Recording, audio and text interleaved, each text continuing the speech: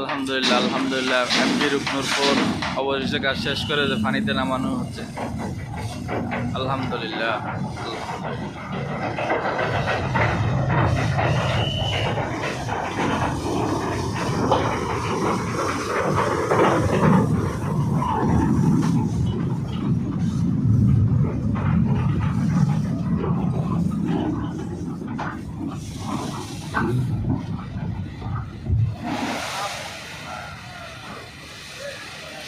এ হইল সেলাই 100% সেলাই, পুরো পুরান সেলাই অনেক ভালো আছে, নতুন সেলাইতে টাইনা টাইনা নামান লাগে যা আছে।